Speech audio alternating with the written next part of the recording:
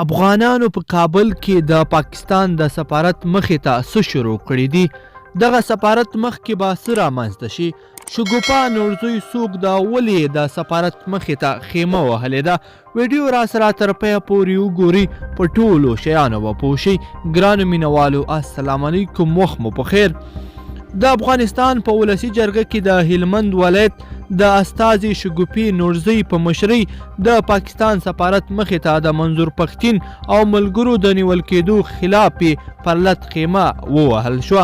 د معلوماتو له مخې دغه پرلت خیمه د شګوفه نورزی په ګډون والو د نورو مبارزو افغانو نجونو او افغانانو له لوري وهل شوې ده، څو د پنجابي ډیپلوماتانو پر وړاندې د منظور پښتین او محسن داوړ د خوشي کېدلو لپاره د سلګونو پښتنو په ګډون لاریون وکړي.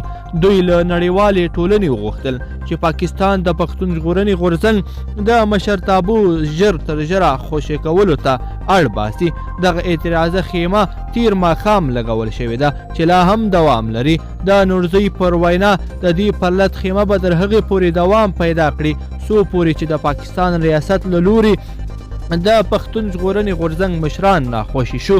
د ولسي جرګې دې غړي شګوفه نورزی زیاتوي چې د کابل په ښار کې د لاریون وروسته نوموړي غوښتله چې د پرلت یوه خیمه د پاکستاني سفارت مخې ته ولګوي، خو افغان پولیسو یې بیا مخه نیولې وه. شګوفه وړاندې وایي لکه څرنګه چې په پاکستان کې د یاد ریاست پوځیان ظلم کوي، بلکې په کابل کې هم د افغان ځواکونو له لوري د لاریون پر مهال ورسره د پولیسو له لوري تاوتریخوالی رامنځته شوی دی. خو په کابل کې امنیتي چارواکي بیا وایي چې دوی د هغه مهال د لاریون کوونکو مخه ونیوله کله چې دوی له ټاکل شوي سیمې څخه مخکې ولاړل او په تاوتریخوالي یې لاس پورې کړ. د دې احتجاجونو فعال غړي ارشد رغند وایي دوی به تر هغه پورې خپلو احتجاجونو ته دوام ورکړي څو پورې چې د پاکستاني ریاست له لوري منظور پښتین نه وي خوشي شوی او د لاریون کوونکو پر وړاندې تاوتریخوالی نه وی کم شوی. منظور پښتین 2 ورځې وړاندې د پاکستاني ځواکونو له لوري په پېښور ښار کې ونیول شو چې د خلاصون په موخه یې له پرون راهیسې په لر او بر کې د پښتنو له لوري پراخ لاریونونه پر مخ روان دي.